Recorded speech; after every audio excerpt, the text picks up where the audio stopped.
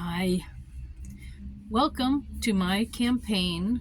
My name is Susan B Lochocki, and I am running for President of the United States as a write-in candidate in most states and as a independent in about maybe hopefully 9 states, depending if I can get myself on the ballot that way.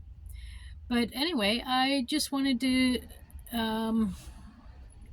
sort of introduce you to my style of presidency. I think, we hear a lot of this shouting and hate that's going on between the two big parties. And I think people need to learn that women, we don't really work that way. We prefer to talk about it, as humans. And it's not always my decision alone to make. And that's why I think it's important to change the way we run our government a little bit. Definitely on the federal level, and I would even recommend this for the states. I think that the states, wait, I think I have this on too bright. Let me see if I can lower the brightness. Yeah, and then you won't see the glare. There we go. That's better. Yeah, now you don't see so much glare. Sorry, my hair is a mess and has been for some time now. I need to do something about it. But anyways, enough of my hair.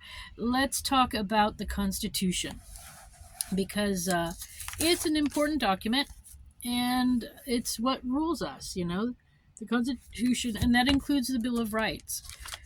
As you know, I already started talking to you about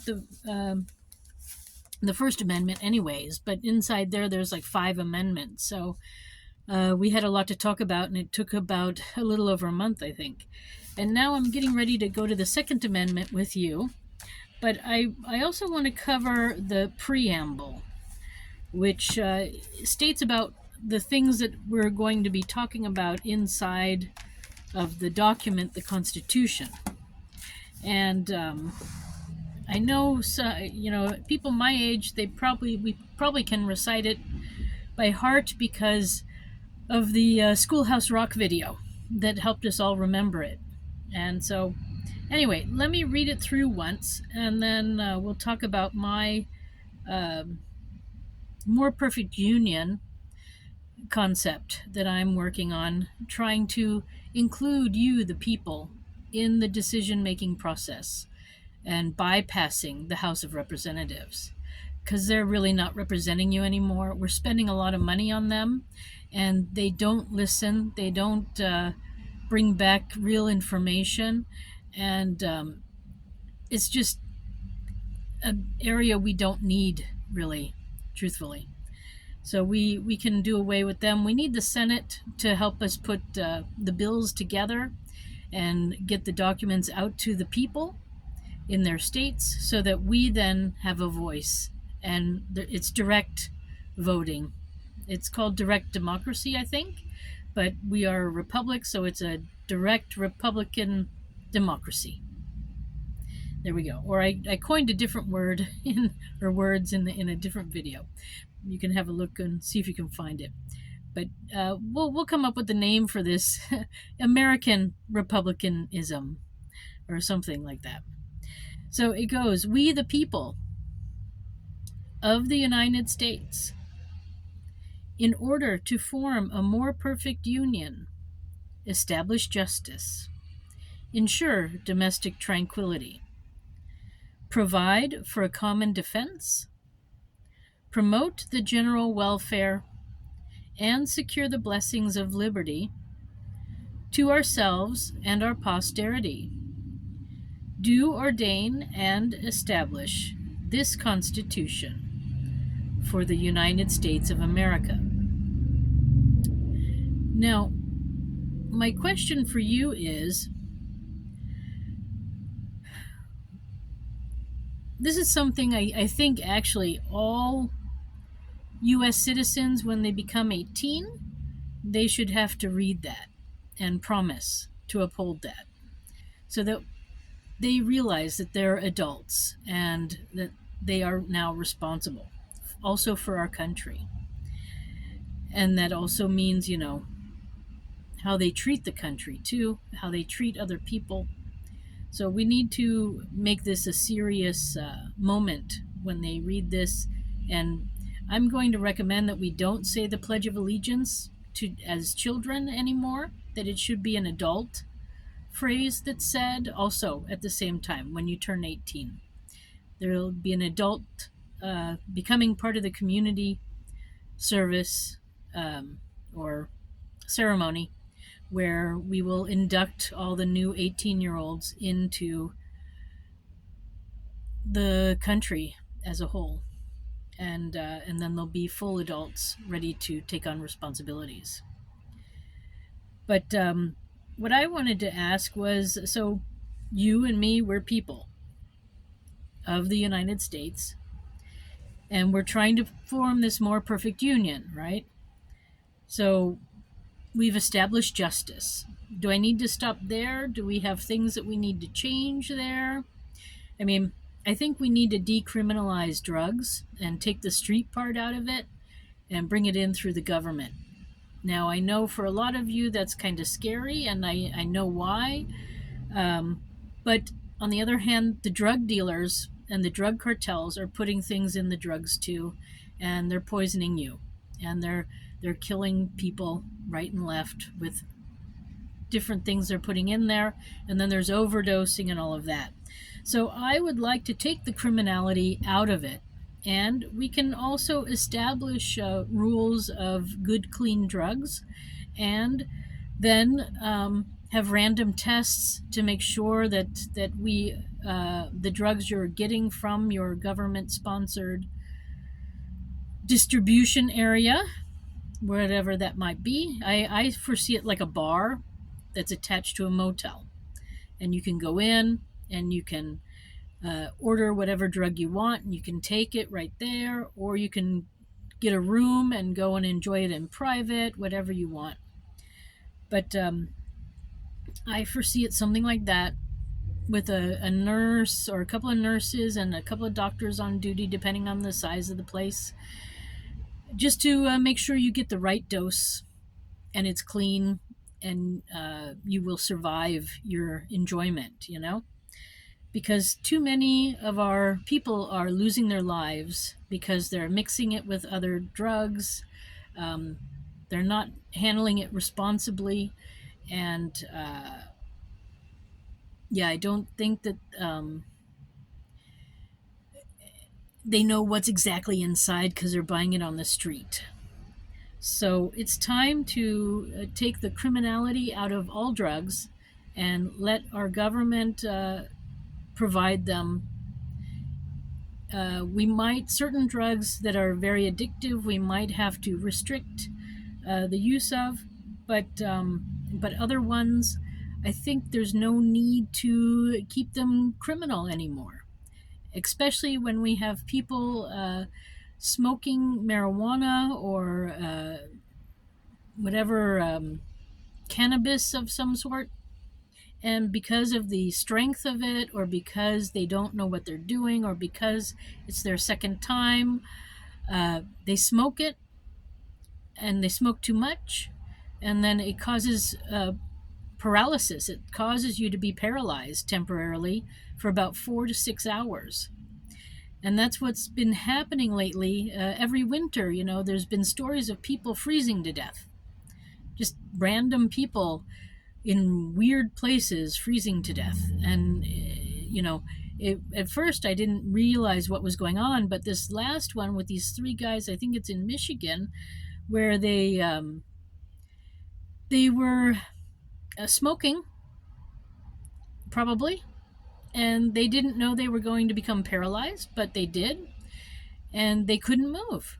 And so they were stuck, and then it was freezing temperatures outside, and I don't know how long it takes a body to freeze, but it was clearly enough time because they were frozen. And you really, I've smoked this form of drug, whatever, pot or cannabis or marijuana, whatever you want to call it, and it did that to me. And so I speak from experience. These things are happening. So, if it's happening with a basic drug like that, what else are these cartels putting into the drugs? So, we need to bring it to the public in a safer way, in a more controlled way. And, why don't we start growing it here ourselves? I mean, we probably are in some places, but let's let it be growable. I mean, we still have to grow food too, you know, not everybody can grow certain things, but I suppose you could section off a part of your farm area if you want and grow some. But I think it should be US made. And it's a job. So it's a job creating possibility. Plus, we can also put a tax on it and collect something like that. But I think at first, let's decriminalize it. All the people who are in prisons who are there because they have a drug related uh, sentence, they should be expunged and be able to go free. And I think it's time for us to do that. Uh, Part of our problem is we've sort of got into this cycle of punishment. It's a very male thing to punish, and I don't think punishment works. I think rewarding works better. Distraction, engage, and reward. That's how it should be. So I think we need to. I would like to empty some of our prisons. Nothing would make me happier than to have to close a few. And I think, we can start certainly with drugs, um, and get people back home where they belong with their loved ones and enjoying life.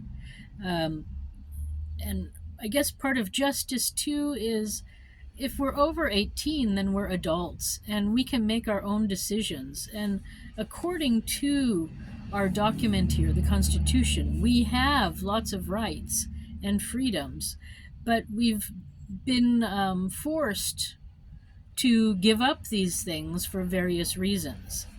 So I think as far as drugs go, uh, I've seen this work really well. Instead of having kids learn how to drive at 16 and giving them keys to a deadly weapon, why don't we hold that back for a little bit until they're maybe 18 and boost up public transportation so that they can still get around freely, but they're no longer in charge of getting people to and from someplace. And then let's introduce beer and wine, which is not very high alcohol content. Let's introduce that at a younger age, at about 16, 17, which is very much done in Europe and all over the planet, actually. And then certain drugs, like I'm going to say, like marijuana, can also be available at that time. And then other drugs will have to wait until you're 18 or 21. But yeah, at 18, I think it would be a good idea to then introduce the harder alcohols, the moonshine and whatever else people drink, whiskey and whatnot. But I don't think it has to be held back until 21. 21, it's not helping. It's just creating a lot of people doing illegal things. So, by pushing the age limit back and making kids learn how to use these things within themselves, or at university where there's no parental guidance, this is not good. We need kids to be trained at home how to use alcohol in a safe way, how to use marijuana in a safe way.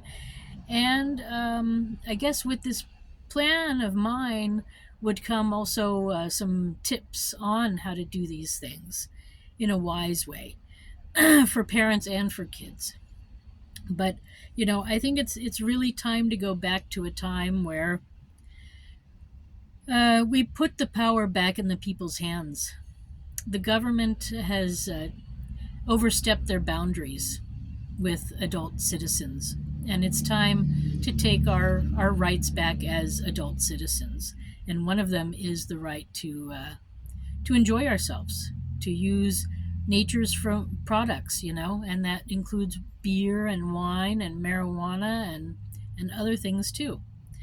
But we want to provide these things in a safe way, in a very safe way. So this is I wasn't actually going to talk about that, but we sort of got into it with the established justice, and that should free up the courts too, so that they have more time for other things rather than slapping people's hands for getting high. It's a little crazy. Um, yeah. So that is something I would really like to do. Take the street part out of street drugs, provide them to the public, the U.S. public, um, in a special, safe way, so that there's no fear and that you know what you're putting in your body and that somebody is responsible for that, so that you really know that it's safe for you. Because your life matters. We need you alive. We need U.S. citizens being productive parts of our country, and you can't do that if you're dead or if you're in prison. So that's my video for right now. The next time I cover the preamble, I guess we'll call it that, preamble talk, is ensure domestic tranquility. So, are we domestically tranquil? That's the question. All right, see you next time. My name is Susan B Lochocki. I'm running for president as a write-in and independent, and I have a website in case you're interested. It is Susan 4 USA. That's Susan the number 4 USA.com. All right, talk to you soon.